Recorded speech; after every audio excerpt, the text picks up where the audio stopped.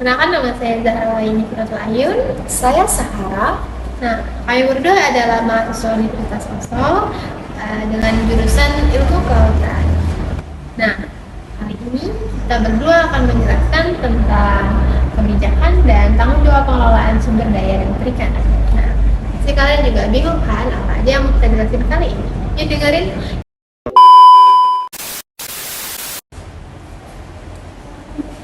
Nah, sini saya akan menjelaskan latar belakangnya nih teman-teman. Mengapa pengelolaan perikanan itu sangat penting? Nah, yang pertama, sumber daya perikanan itu adalah aset yang paling penting atau aset yang paling berharga. Karena sebagai sumber pangan, terus juga pendorong ekonomi dan juga mata pencarian bagi jutaan orang. Jadi banyak banget nih orang yang memanfaatkan perikanan sebagai mata pencariannya. Terus sumber daya ini itu bisa diperbarui, namun jumlahnya juga terbatas ya. Jadi dia bisa semesta-mesta itu juga bisa habis. Lalu saat ini dia terancam oleh penangkap. Untuk saat ini dia itu terancam penangkapan berlebihan, kerusakan lingkungan laut, populasi dan perubahan iklim. Terus Indonesia itu adalah negara kepulauan terbesar di dunia dengan 70% wilayah laut dan kekayaan yang akan potensi.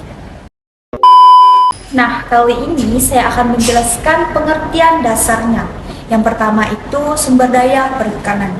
Semua jenis ikan, hewan dan tumbuhan air beserta lingkungan tempat hidup yang memiliki nilai guna ekonomi, baik di perairan Indonesia maupun zona ekonomi eksklusif ZEE. Nah, yang kedua itu ada pengolahan perikanan.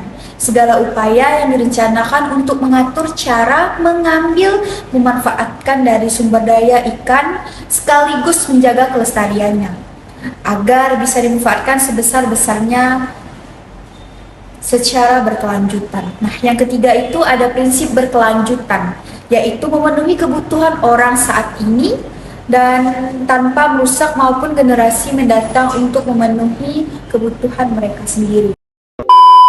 Nah, selanjutnya saya akan menjelaskan tentang dasar hukum dan kebijakan nasionalnya nih, teman-teman. Yaitu yang pertama, yang pertama, satu Undang-Undang Dasar 1945 pasal 33 ayat 3 berbunyi seperti sumber daya alam yang dikuasai oleh negara harus dimanfaatkan untuk kemakmuran seluruh rakyat. Jadi seluruh rakyatnya itu atau seluruh orang, seluruh masyarakat yang ada di Indonesia bisa memanfaatkan sumber daya perikanan dan lautan sama seperti semestinya yang bisa digunakan. Lanjut, yang kedua, Undang-Undang Nomor 45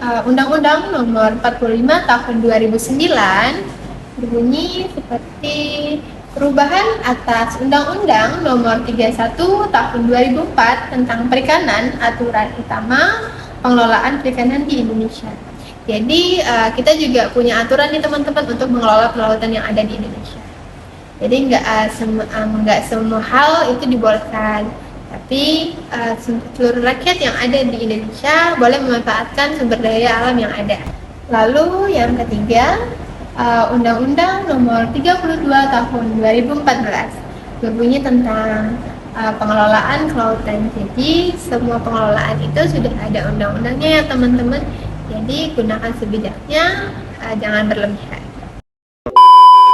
Nah, teman-teman, dari undang-undang yang teman saya jelaskan tadi, di sini ada beberapa aturan utama yang diterapkan seperti di layar dan saya akan menjelaskannya. Yang pertama itu melarang penggunaan alat tangkap yang merusak laut seperti pukat harimau, bom, dan racun. Nah, yang kedua itu menetapkan batas ukur ikan yang boleh ditangkap dan tidak boleh ditangkap.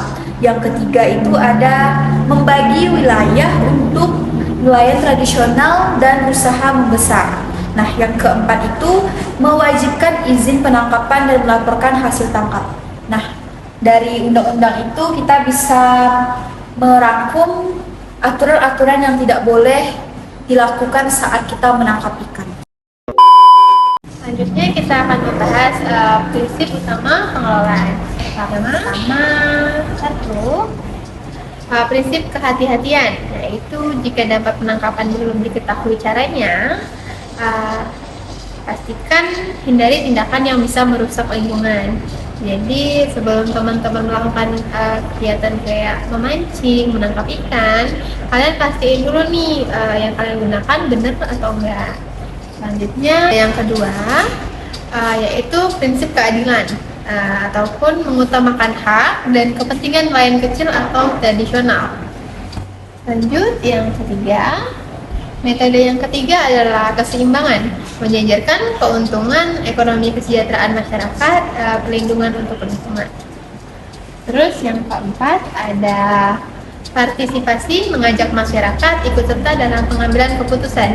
Jadi nanti kalau misalnya kalian misalnya ada kegiatan ataupun ada penangkapan ikan, mungkin bisa ajak warga lainnya atau warga lokal untuk ikut serta dalam membantu. Nah, selanjutnya saya akan menjelaskan tanggung jawab berdasarkan pihak. Yang pertama itu pemerintah pusat, Kementerian Kelautan dan Perikanan.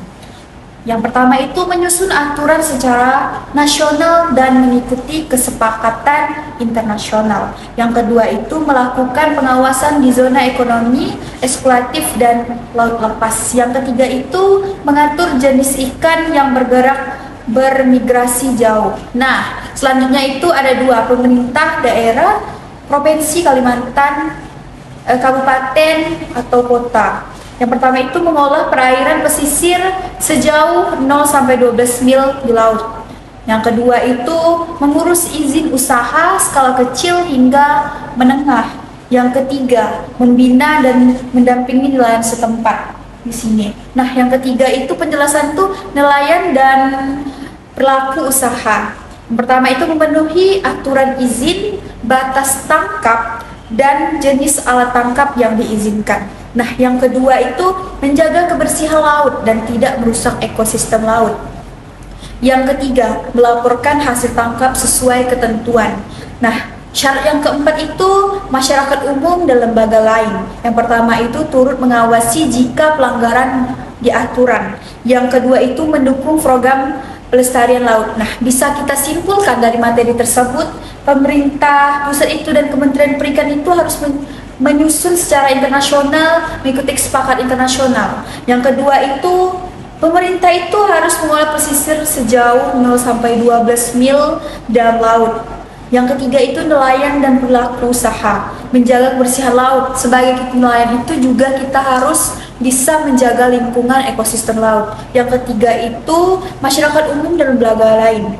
Nah, aturan itu harus wajib diikuti secara aturan pemerintah dan mendukung program pelestarian laut. Nah, selanjutnya saya akan membahas tentang kewajiban khusus dan sanksi pelanggarannya. Yaitu dia ada di bagi dua ya teman-teman.